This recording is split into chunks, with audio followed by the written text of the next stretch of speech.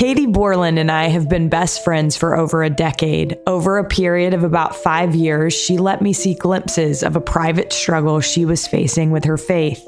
But I admittedly didn't know the extent of it until it reached a boiling point. We each have a story of faith that is ongoing and requires daily attention, but on today's episode, Catie shares hers up to this point. She is joined by the person who was by her side the entire time, her sweet husband, David. Catie and David Borland first met while attending Southern Virginia University. Originally from Virginia and Colorado, they have raised their young family in Nashville, Illinois, and now North Carolina. They are the parents of 5 kids, one of whom is named after me. This is All In, an LDS Living podcast where we ask the question, what does it really mean to be all in the gospel of Jesus Christ? I'm Morgan Pearson, and I am so honored to have my friends Catie and David Borland on the line with me today. Catie and David, welcome. Thanks. You. Yeah. Thanks for having us. Well, this is such a treat for me. Listeners should know that Catie is one of my dearest friends in the world, and Catie and David have just been the epitome of true friends to me. And so as we talk today, just know that I love these two so much. But I want to start out with the two of you grew up in the church, but from what I know, you kind of had different experiences with your faith growing up. So I wondered if we could start by having you share a little bit about your faith up to the point of the experience that we'll talk about today. Yeah. So I grew up in the church, and I would describe my faith as strong. I was unashamed of my faith. I lived it confidently, openly, was willing to speak about it. Although not a perfect person, living the gospel felt pretty easy to me, and I found a lot of joy in it throughout my whole life. Yeah, I think mine was a little bit different, although very similar. I grew up in the church. Parents who were members, they were converts. My parents actually, before I was born, I'm the youngest of 6, and so my parents converted when they had 3 kids. So it was well before I was born, but my parents were always super faithful. So I think as an example to me, I always had that. I just had this firm example, very good example, but I didn't always listen to that example or follow that example maybe growing up until a point where, it became time to either go on a mission or not go on a mission. I remember that being a big decision in my life, thankfully, and it was probably the best decision I've ever made was to actually go on a mission, and that changed the trajectory quite a bit of my life in general. But it all came from a foundation of a home that was always following, the teachings of the prophets and doing the things that they learned in church. Although I was probably a stubborn teenager up until a certain point where I hope, tried to figure it out at least. Yeah. Okay. So tell me a little bit about when you first remember maybe just feeling less confident in your faith. Yeah, I don't know that I realized it right away. I kind of describe it as when you're going on a walk with a friend and you have a destination that you're trying to get to, but you get talking, you're walking, you get a little distracted, and then all of a sudden you're like, wait, where are we? Did we pass our destination? Did we make the wrong turn? What time is it? Where are we? How did we get here? And I feel like it was a little bit like that for me. I can't remember a very specific moment. I'm sure there were many little moments where I was like, wow, I can't believe I'm here. I can't believe I'm questioning this or doubting this. But mostly I was just so distracted that I didn't realize it for quite some time. I remember you talking to me about it, and you said you felt like at one point you were having like an out-of-body experience. Like, how is this happening to me? Which I think it is a very genuine explanation of how that feels. And I think that it's a very real thing to have those moments where it's like, well, I've heard about things like this, or I've seen other people go through something like this, but how is this happening to me? David, for you, when did you first start to feel like you realized that Catie was struggling? I think that's interesting. It's probably when she told me, right? Like where I don't think I noticed anything. I was trying to think hard about, like, did I notice anything? Did I see any changes in her? And I really didn't. But I think one of the most important things is, like, we just had, I think credit to her mainly, was we just had a great relationship built on communication. And she's so good at just keeping an open line of communication and making sure that we talk openly about any and all things, and we have a safe place for each other. So that's probably, it's got to be when I really noticed, was when she started talking about it openly with me, of just the things that she was thinking, what she was going through, what she was feeling. And so there wasn't any behavior change. It was just certainly things that she had obviously been thinking about and pondering on, and then wanted to talk about it. So I would say we were trying to think about timeline of when that. I don't think it was much longer after she started really feeling these maybe doubts or concerns, or started to think through, what she believed. And then we would have some pretty good conversations about it. So right away, I guess, is the short answer to that, is pretty quickly. So a term that I feel like a lot of people use, and I feel like as a bystander observing, Catie, what you went through with this, I feel like it's probably the closest thing that I've ever seen to this term, a deconstruction of faith, where it's like you work throughout your life to construct. It's like if you were building a home, you work throughout your life to build something up, and then somehow it starts deconstructing, falling apart, or like the wheels start to come off. And I feel like, based on just the things that you've shared with me, it feels like it, started with these little doubts, and then little by little, it was like started gaining speed a little bit. And so I wondered, you go from this point of having, little doubts enter in, to a point where you told David and your mom that you weren't sure where your faith was going to land. You weren't sure what was going to happen in the end with you and your membership in the church. How would you describe kind of that period from when you first started to feel doubts or have questions, to getting to the point of being like, I don't know if I'm even going to remain in the church? Yeah, it was all consuming, really. It was so hard and worrisome and scary, just really scary, because, like you said, you've built this up. Things have been great. I hadn't had really any experiences where it would get knocked down. And so all of a sudden to say, well, I don't know about this, or gosh, that kind of makes sense, or I don't know what I think about that, and just kind of start figure it out. It felt so scary, but also felt necessary. It felt like I needed to do this because I was a truth seeker. I wanted to know the truth.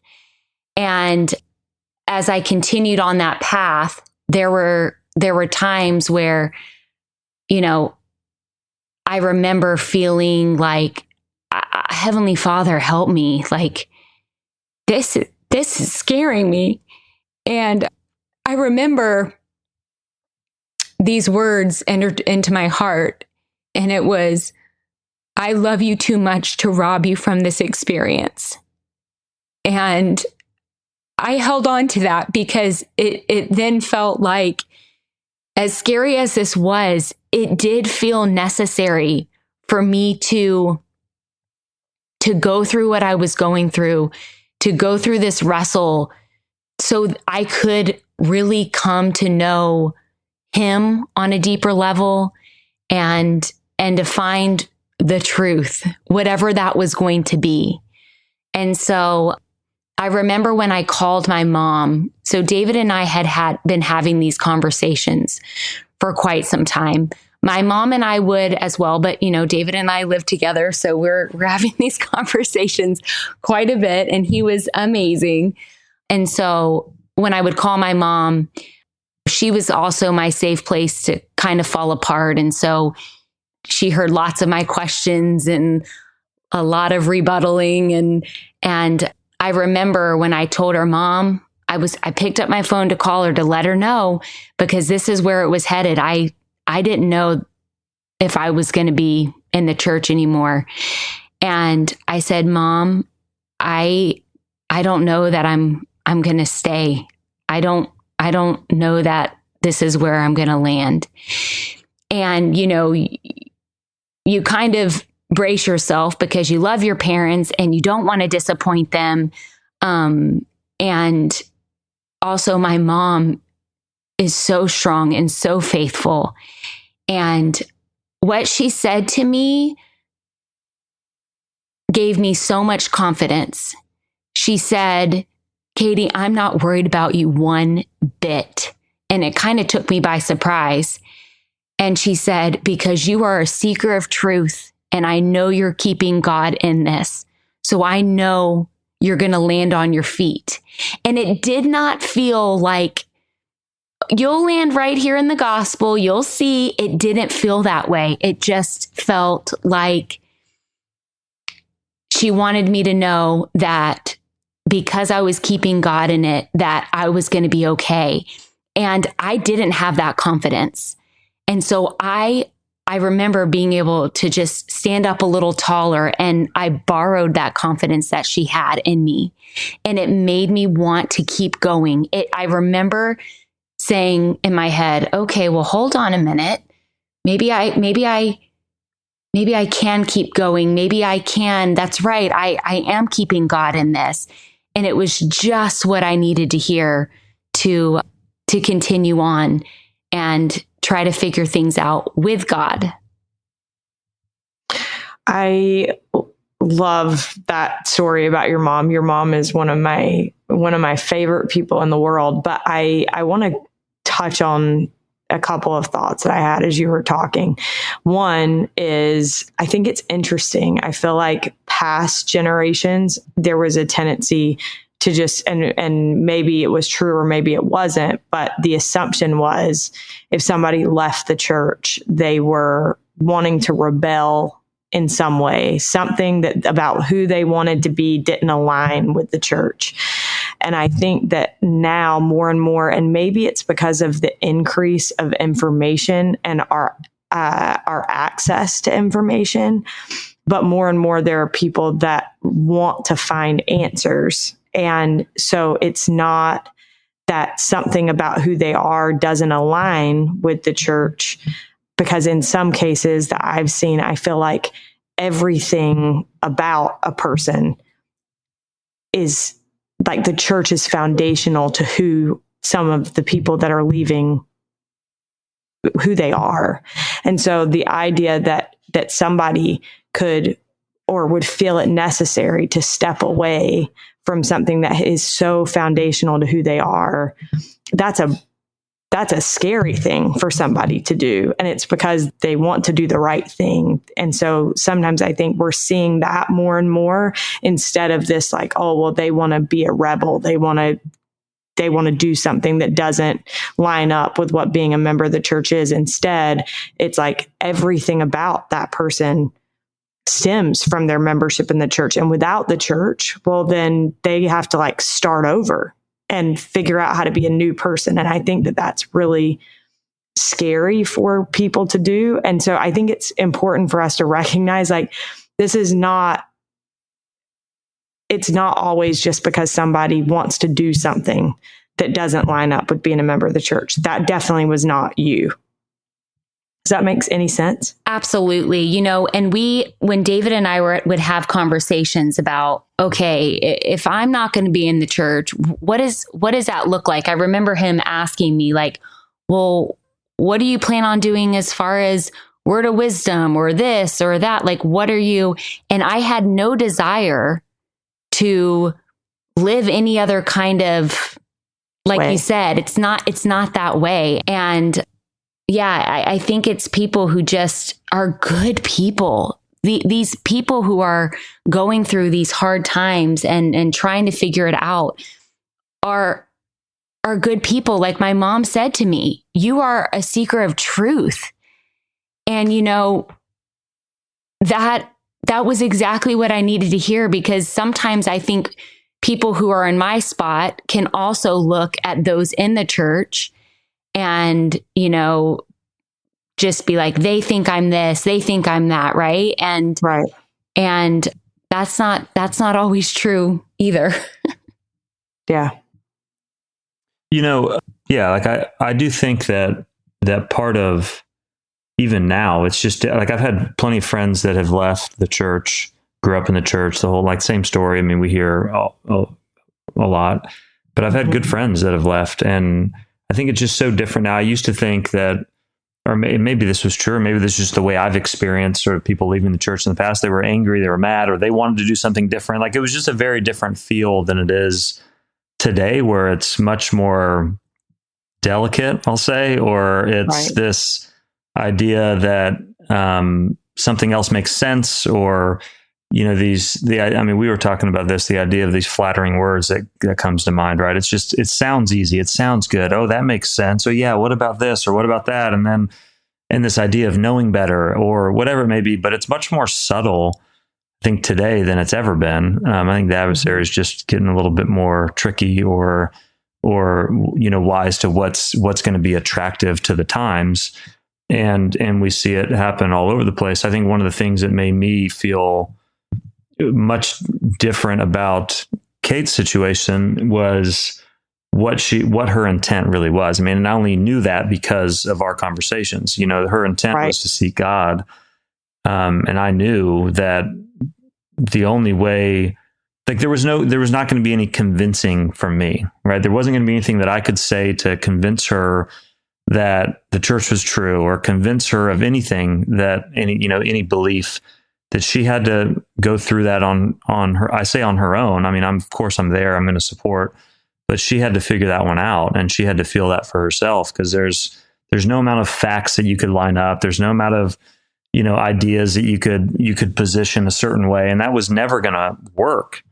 And so I think I probably learned that on my mission, I would say. There's many times where you wanted to, convince somebody, and watch this, I'm going to, throw out a few scriptures and Bible bash, and then somehow they're going to just say, yeah, you know what, you're right. Like that didn't happen one time. Not once would they be like, you know what, you're right. All those facts that you just laid out for me, like you're actually right. I think I'd like to get baptized. Yeah. Yeah. That doesn't ever happen. And so I think part of that, I mean, I didn't consciously, like I wasn't thinking that, but as I've reflected on that, I think that's probably what it was. It was just, I knew that convincing her was never going to be the solution, although I wanted to. Like there were so many things. And so could I share my thoughts, and could I share my testimony? And we had plenty of those conversations where she's like, how do you know? Like, do you really know? And I remember, a couple of these, the moments, and like, I mean, talk about a test of your faith right there. Like, do you really know? Are you sure? Like how? But how does that work? And so we had a lot of those conversations, but it didn't, maybe that helped, maybe it didn't, but it wasn't going to be to convince her, to try to change her mind. That was never the intent. The intent was to just trust in the process, trust that it was going to all work out, not knowing how it was going to work out, and many times thinking that it might play out in a way that I wouldn't have been, at least in my mind, ideal, because that's certainly the way it was going. And so there was a lot of touch and go. There wasn't just, I had plenty of moments where I felt, nervous. I don't know how the best way to describe it would be, but definitely discouraged at times. I mean, certainly, but I had to give her space, had to be able to give her space to work it out, knowing that her true intent was to seek God, and that it would work out. The Spirit is the one that converts, right? Like, so I knew it was going to work out, or at least I was confident it would. And I'm thankful it has, but there were many times where that was certainly, in question or a worry, for sure. First of all, it's funny because when you were saying that about, I can't convince her, I had the exact same thought of like, oh yeah, I learned that on my mission. And then you said the same thing. But I I want to touch on really quickly before we get any further. I think that as a friend, and maybe this is helpful for people to hear, I didn't realize where it was at because, Catie, we were not talking regularly. It was like occasionally I would get a little glimpse and be like, I'm not sure where Catie's at. But you've shared with me since that you stopped wearing your garments, you put your scriptures away. Were those deliberate decisions that you were making, or was it just like, what was going through your mind as those things were happening? Yeah, I wish I could say that there was a moment where I was like, I'm not wearing my garments ever again, or I'm not going to read my scriptures. I think I was so distracted by all of the noise and all of the things I was listening to and learning about, and just busyness of life and not creating any stillness in my life, that I can't even say that this was the moment that it happened, but just gradually, right? Like, we always read the Book of Mormon with our kids every year. And I just kind of stopped doing my part of trying to gather everybody. I wasn't keeping my scriptures out anymore.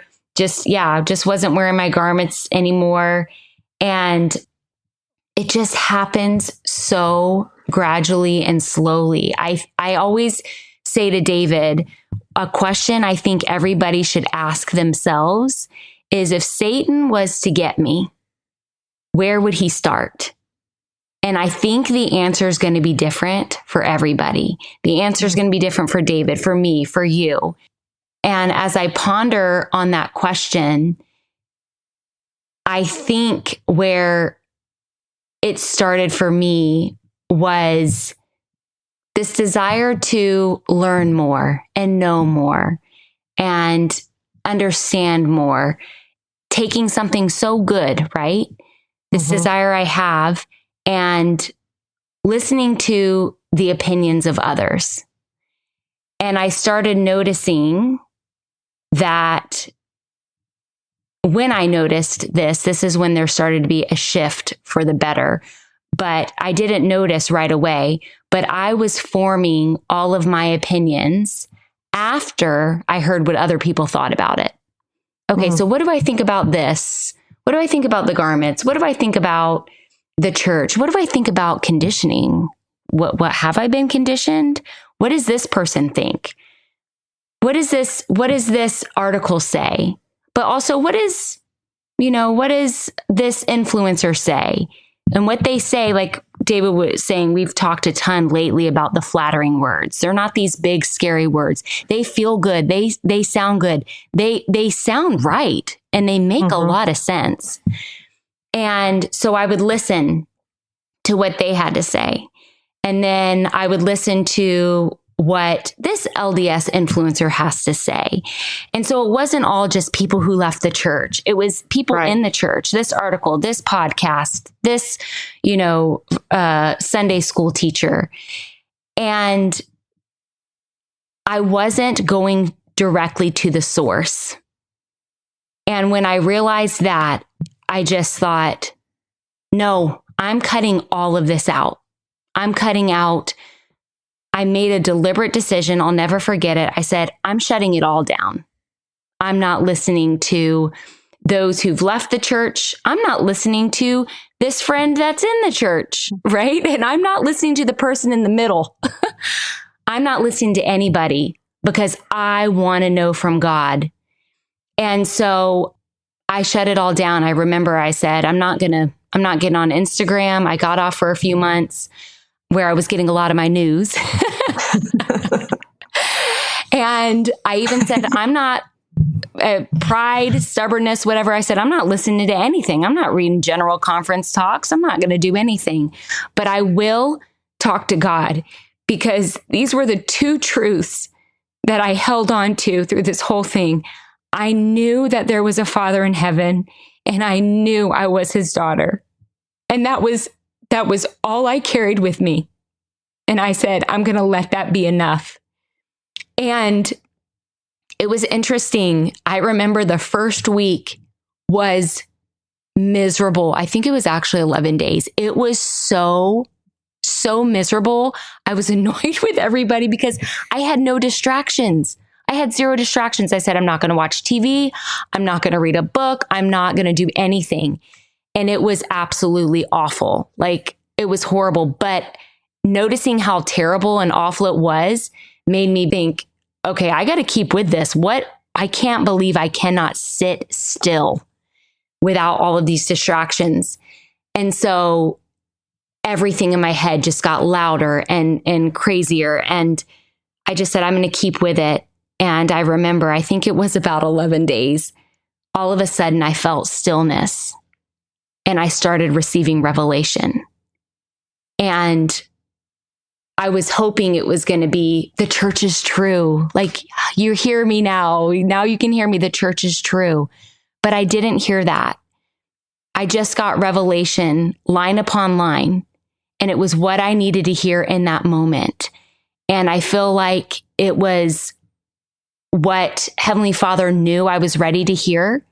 And I just took what I heard and I applied that to my life. I took that revelation and I put in the work for whatever I was receiving. And slowly over time, I just was hearing him more and more. But it required shutting it all down, turning off the noise and not listening to what anybody had to say except God. I love that so much. I think there's a couple of things came to mind. One was President Nelson's teachings about identity and how important that is. So like when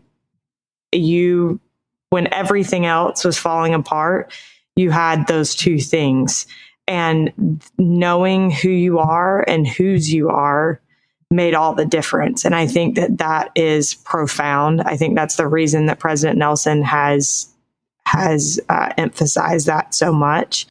But when you're talking about distraction, and I love the analogy that you made at the beginning of our conversation about walking with a friend and then not realizing that you've been distracted. But it reminded me of my father-in-law in a conference talk. Elder Pearson said, distraction eliminates the very focus the eye of faith requires. Discouragement and distraction are two of Satan's most effective tools, but they are also bad habits. Distraction leads to a lack of diligence, a reduced commitment to remain true and faithful, and to carry on through despite hardship and disappointment.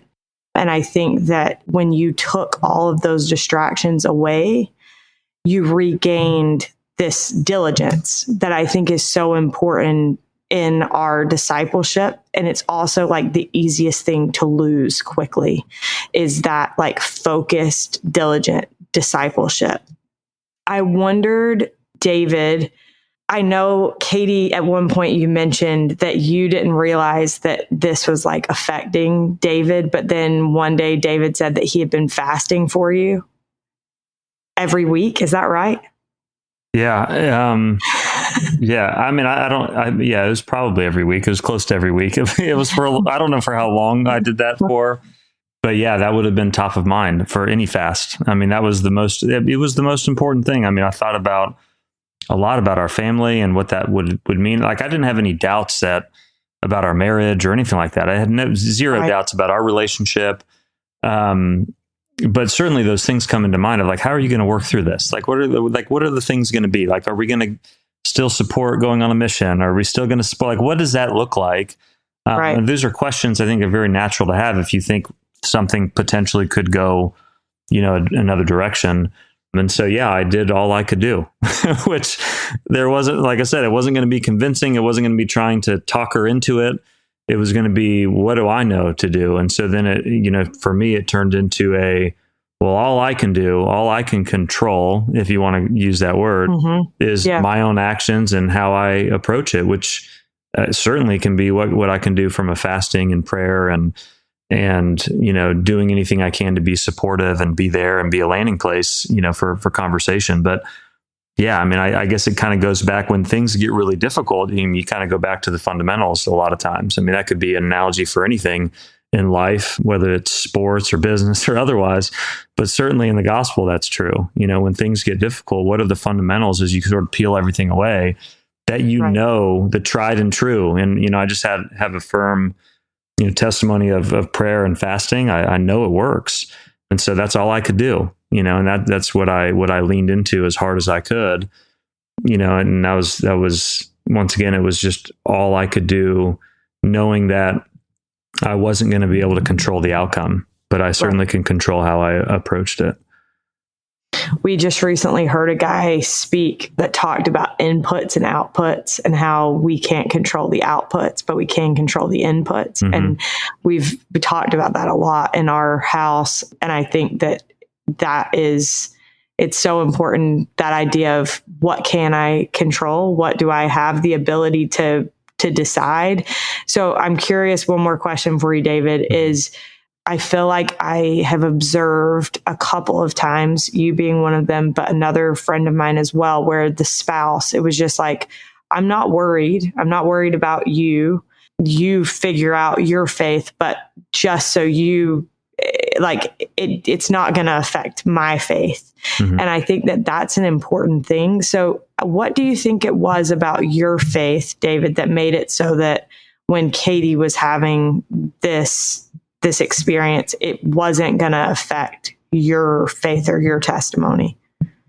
I think it probably goes back to a foundation that I had that probably started on my mission. I kind of mentioned at the beginning of where like how I grew up in the church, although maybe didn't pay attention as much as I probably should have, but it ultimately landed on a mission and built a foundation and a testimony that has carried me through life. And I think that's where I see, how would I put this? I wasn't going to let it impact me because I kept up with that, right? I mean, that's just like exercising or anything else too. Like if you don't keep up with it, it's easy to sort of get away. It's by degrees, it doesn't happen overnight.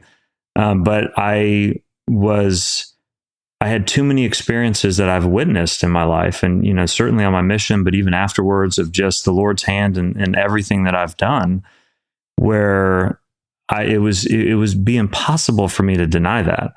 And so, although difficult and challenging to see someone the person you love the most go through something that is challenging their faith, I felt like I had to, I say dig in's probably not the right word. That's not really the right way to describe it. But in some ways, it's like, go back to what I know to believe to be true, what I know to be true. And that's what I leaned on the most. And so it wasn't going to affect me or in terms of my testimony and what I believed, because I believed that. I didn't believe that because Kate believed that. I didn't believe that because my parents believed that. I had to receive that witness myself, and go through, although different experience, but go through a moment of times where you have to try it out. And as you try it out, I never had one major experience, but I had a lot of small experiences throughout my life that is just undeniable. And so it would almost be crazy to say, okay, even though you don't believe, now all of a sudden I'm not going to believe. Right. I can see how easily that could happen, though. I mean, it could happen really easily if I wasn't keeping up, right? If I wasn't doing the things that I knew to be true and that were going to sort of sharpen my saw over time, like it would be really easy. So when I say crazy, I don't mean that in a negative way. I just think from what I've experienced and the routines, I'll say, that I had built and the habits that I had built over time, I wasn't in a position then to then go and just walk the other way. And I'm thankful for that, because if I wouldn't have been keeping up, I think it would have been easy for me to be like, well, I'm just going to lean into, okay, I'm going to follow her lead here, and whatever happens. Our marriage is most important, our kids, all that, the way we need to be in sync, like all these things come to mind. But where I was is just that wasn't going to happen. Like I just couldn't look the other direction and go a different direction, I guess is the way to say it. And I think one of the reasons David was able to show up for me the way that he did, because I feel like he said, not perfectly always, right? but a pretty dang good job the majority of the time. And I think the reason he was able to do that is because he did double down on his faith and his beliefs and the things, those fundamental things. And I think that is what allowed him to show up for me in the way that was perfect for me. And, you know, he was a really good example in relying on those fundamental truths and faith. And I think that I know it made a huge difference in what I went through. You know, it's interesting. I don't want it to sound like, oh, like what I just said there. It'd be like, oh, like, look at, I did this and I did that. I hope that, like, I definitely don't want it to come across that way, but I do think the habits that you create are super important. I remember my mission president telling me, you know, as I was leaving, he's like, never let a day go by where you just don't read at least one verse of the scriptures, just a verse. You're going to have busy days. You're going to have days you're exhausted. Just at least stay in touch. It's like this idea of like staying in touch, staying in contact, right? Just don't ever let too much time go by where you don't do the things that you know are going to just keep you, you know, keep the spirit in your life. And I think that's, you know, that's where prayer comes into, and just the habit. Like you create these habits that I didn't realize how much of an effect they had until your faith is tried. Then you start realizing how important those things are, and how quickly they could go the other direction if you don't stay in touch, you know? Right. Well, I just had to give a talk last weekend about spiritual preparation, and the theme was around the 10 virgins.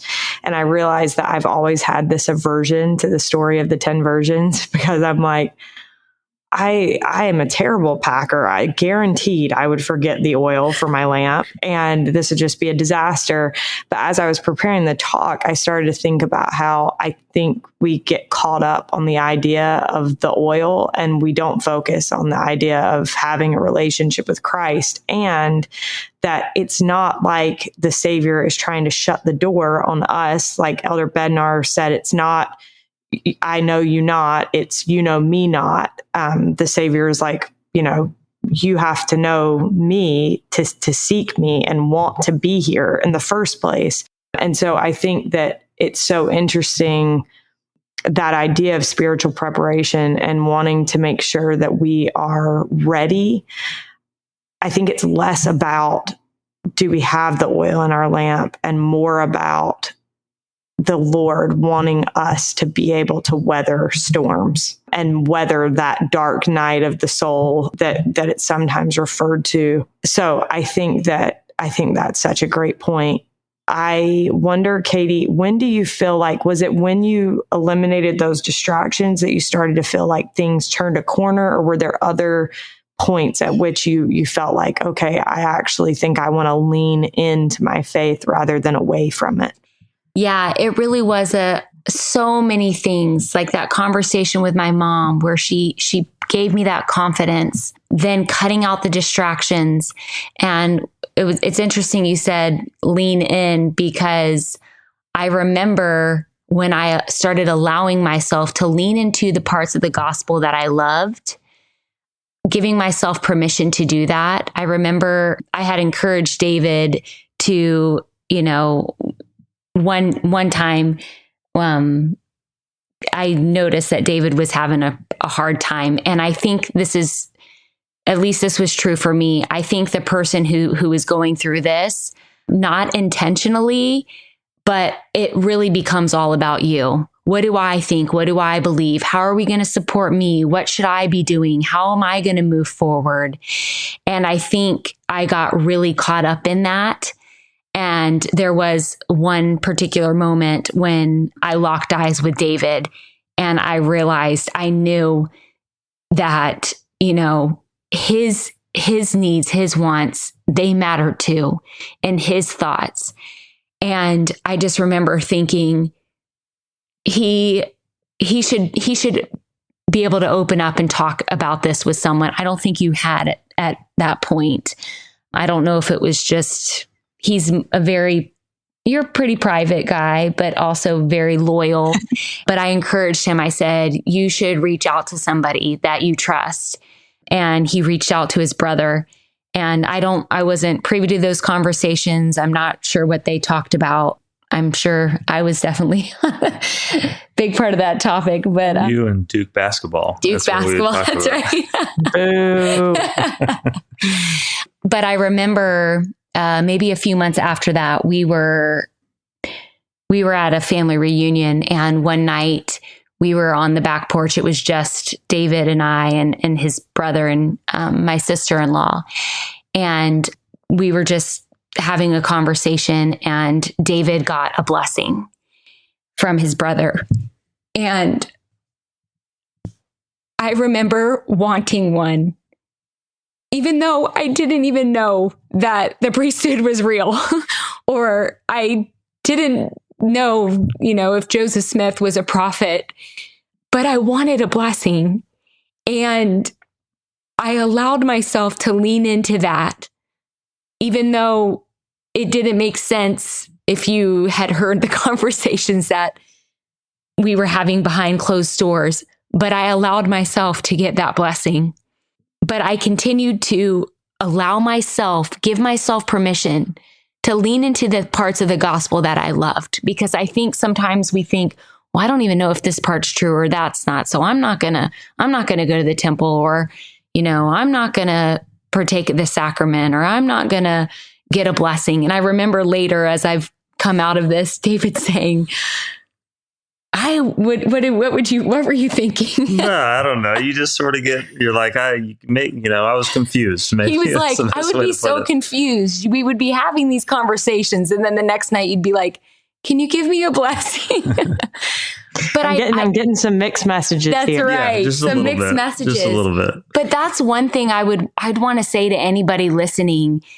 You can lean in to parts of the gospel that you love, even though you're doubting, or you're questioning, or you're not sure. If it feels good and you want to participate in some of these things, do it. The same way, if someone's like, I don't know if God's real, I would never say to that person, if they're like, well, maybe I'll pray. I wouldn't say, well, now don't pray because you don't think he's real.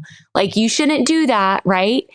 And so, yeah, that's just one thing I felt like really helped me turn the corners, me giving myself permission to lean into those parts of the parts of the gospel that I loved, even if I was questioning them.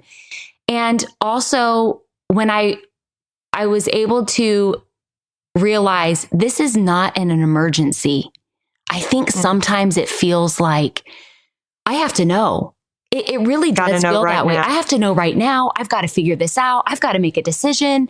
Like, this has to happen because I've got to move on with my life. I got to live my life one way or another. I have to know. I've got to make a decision. And God does not rush. He does not rush us. He's patient. He's calm. He's peaceful. And any time that I remembered that, I would drop my shoulders and I'd go, it's okay. It's not an emergency. I don't have to know today. And that helped. So it was lots of little things, but recognizing them and leaning into them, I think, was what really helped get me back on the path that I wanted to be on. Correct me if I'm wrong, Catie, but one thing I remember you saying about that blessing that you received is that it talked about listening to the words of the sacrament prayers. And you were like, as a mom of 5 kids, what mom actually has a chance to listen to the sacrament prayers? I don't even get anything out of church these days.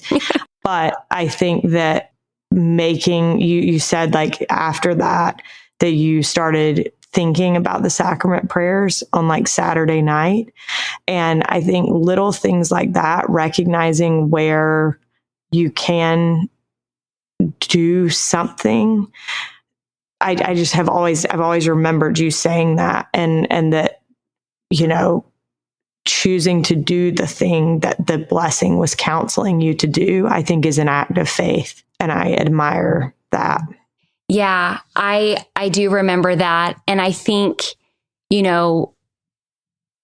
having an open heart and open mind and getting creative when you receive revelation, because it would have been easy to say, okay, like, yeah, church is hard. I still have little kids. This is difficult. But what can I do to follow this counsel? How can I get creative? And yeah, that was one of the things that I did. And it made a difference in my Sabbath for sure. And in my life. Okay. So it doesn't seem to me, at least as a bystander, that it's been as if your faith has been all restored at once, but there have been kind of some pivotal things. I think that it seems like there have been some breakthroughs where you feel your faith building back up. Can you share a little bit about what the biggest things there have been? So there were many, many things, but the most recent was I read the Book of Mormon, and Morgan, you know this. I've been talking to you about this for years. I've never liked reading the scriptures. I've done it out of obedience. Of course, there's scriptures like, that are powerful and meaningful, but sitting down and reading my scriptures has never, ever been anything that I've enjoyed. I've done it strictly out of obedience, and I've always wanted to have that experience. I grew up with waking up to my mom reading her scriptures and testifying of the power of them and how they're written for our day and how much she loved them. And I witnessed that. And I always wanted to have an experience like that, but I never have. But a friend recently invited me to do a Book of Mormon challenge with her.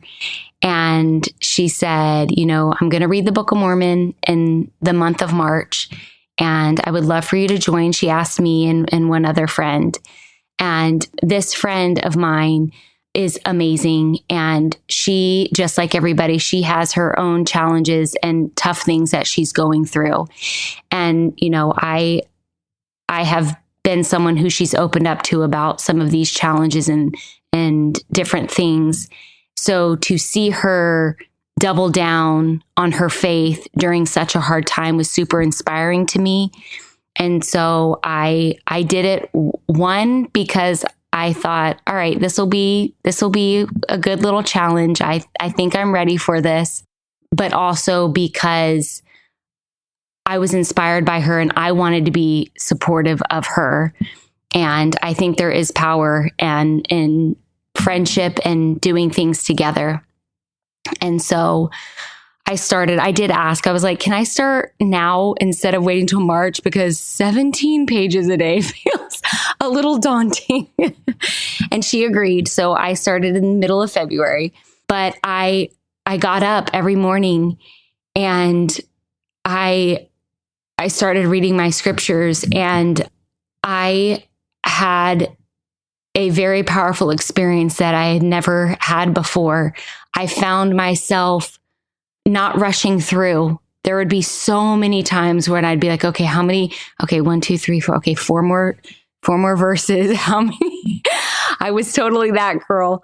But I remember getting lost in them and words that I needed to hear and answers to my prayers and revelation that I received on how to help my kids and my marriage. And it just was so powerful.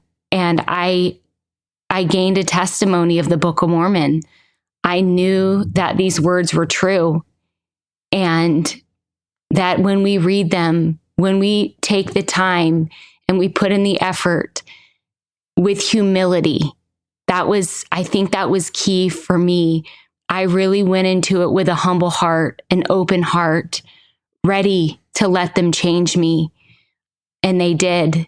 And I remember saying, oh my goodness, I can't believe I'm saying this, but I love the Book of Mormon. I love the Book of Mormon. And I actually stood up and bore my testimony about it in sacrament meeting, which was really exciting for me, because all my life when I've gotten up and have shared certain things that I believed in, I didn't really talk about the Book of Mormon. And it felt so good to be able to stand up there and declare that this is the word of God, and that the teachings are real, and that Jesus Christ is real, and he is everything that the scriptures say. I had the thought, Catie, while you were talking. I remember when Tinsley, so Catie and David's oldest daughter, when she was just like, she would have been like 2 years old. I came to visit you guys and you were reading the Book of Mormon with her. And in all the years since, I've thought, I want to be like Catie and David and read the scriptures no matter how old my kids are. And I had the thought, like, it's interesting that you did that so committed and diligently, not having a love for the Book of Mormon, but like you said, like out of obedience. But then I think that there is so much power, even when we do things just out of obedience, that Heavenly Father sees that. And then in those times when you felt like your faith was faltering or whatever, he wasn't going to let you go because you've tried so hard. And I think that there's a big lesson to be learned in that. That same daughter is almost 17 years old. And I had a conversation with her the other night about the Book of Mormon. And David has the kids doing their own little challenge right now. And she was feeling a little behind, right? She's busy. She's getting up for seminary. She's got school. She's got sports after school, lots of different things. And she was feeling a little down. And I told her, I said, I feel like if the Savior was to walk in here right now, he would just put his arms around you and he would not want you to be stressed about reading your scriptures. And I think he would want you to just, to start wherever you are. And I shared with her that several years ago, when I was going through all of this was another little thing that turned the corner for me. I didn't have my scriptures out anymore. I didn't know where they were. I wasn't reading them. And I had wanted to change my relationship with the scriptures. And I hadn't opened them, but I did put them on my side table. And that was where I felt like I could start. And so I would just look at them every day. It was just right on my nightstand, the Book of Mormon. And I'd just walk by it. I'd pass by it. And then I started just kind of putting my hand on it.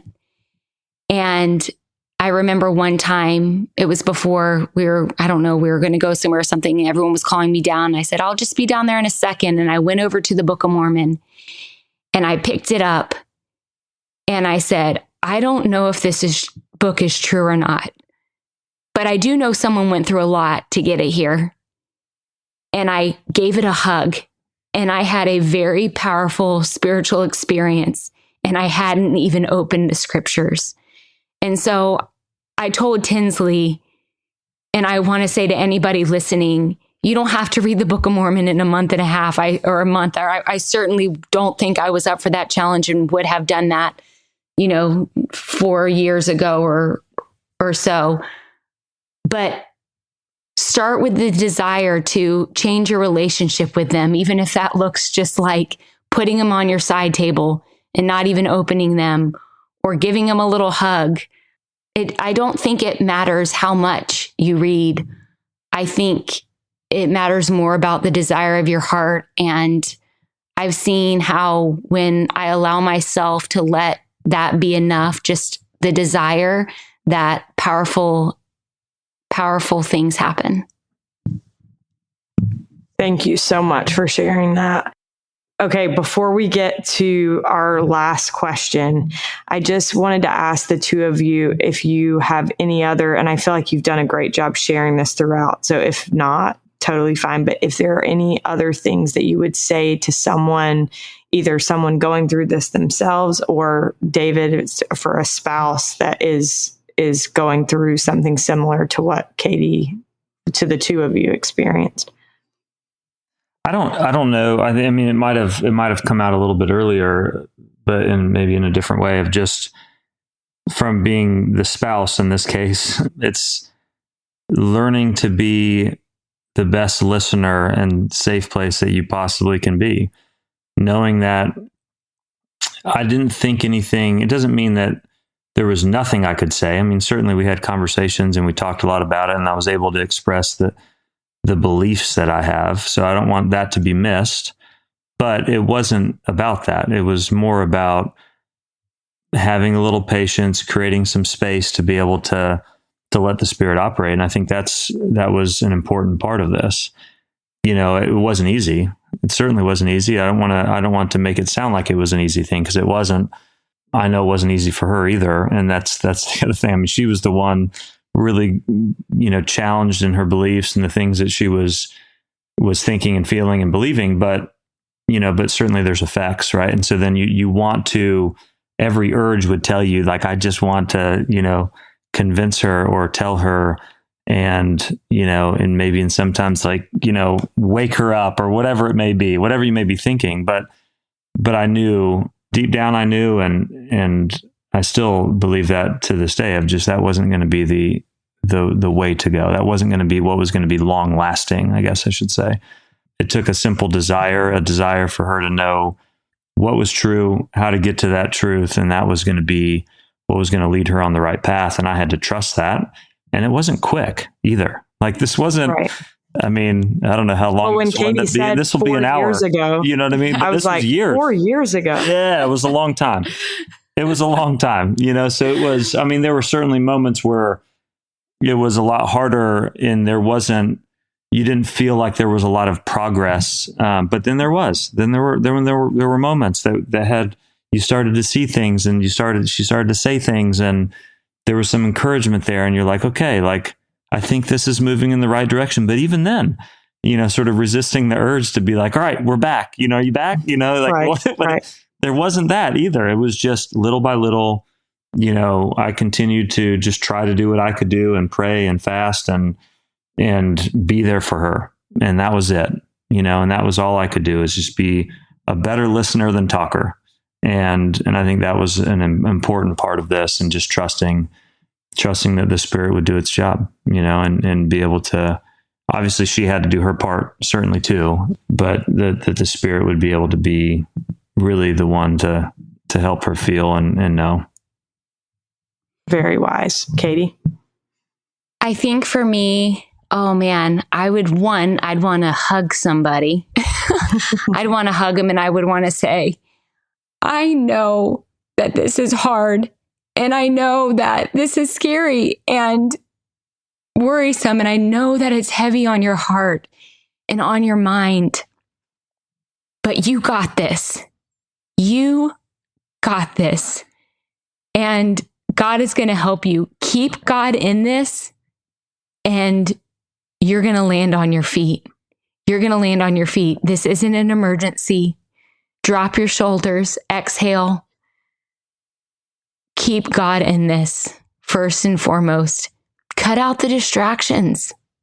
Give it a week. Try that. Try 11 days, apparently, for me.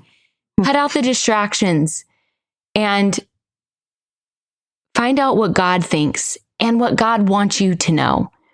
Not what this person says, or your Sunday school teacher, or this Instagram influencer. What does God think? What does He want you to know? Keep Him in it. And you got this. You totally got this. Preach. Oh, so good. Thank you. Okay, last question for both of you. What does it mean to you to be all in the gospel of Jesus Christ? Want to go first? Do you want to? we have no idea what our answer is going to be. It's hard to describe, but I think the best way maybe is no plan B. There is no other plan. There's no other way. There's no other path to choose. Like, this is it. When you're all in, there is no other option. There's not a backup plan, and I think that goes in, obviously, in times where things are going smoothly, then it's a little bit easier. And then there's also times that are going to be challenging, but there still isn't a plan B or a backup option. And I think that's where, when I think of being all in, you're committed, you're fully committed. And in a term that's come to mind, and I'm sure maybe it's been said by others, is just sort of no matter what, whatever that means. And that could mean a lot of different things. And that doesn't always mean that it's going to be something always difficult, because it certainly is not always going to be difficult. But it definitely means in those times where it's a little bit more challenging, it's still, no matter what, you're committed, you're in, and you're gonna believe and press forward, no matter what that looks like, and no matter what comes your way. So I think that's how I would describe it. I've listened to this podcast for a long time. And so I think anybody who has asked themselves, how would they answer this? And I think over the years, I would have said different things at different times. And I think that's actually awesome. For me, right now, to be all in the gospel of Jesus Christ means to seek Christ in all things. No matter where I'm at on the path, I don't think it matters where anybody is. I think it just matters who you're walking with. And if you decide to walk with Christ, you're gonna end up in the right place, and you're gonna have a much better journey. So seeking Christ in all things is what it means to me to be all in. Thank you both so much. I appreciate you. You both have been such good examples to me. And even throughout, like, watching this experience, it has been inspiring to me and has made me want to be better. So thank you both from the bottom of my heart. Thanks for having us. We are so grateful to Catie and David Borland for joining us on today's episode. Big thanks, as always, to Derek Campbell of Mix It 6 Studios for his help with this episode. And thank you so much for listening. We'll look forward to being with you again next week.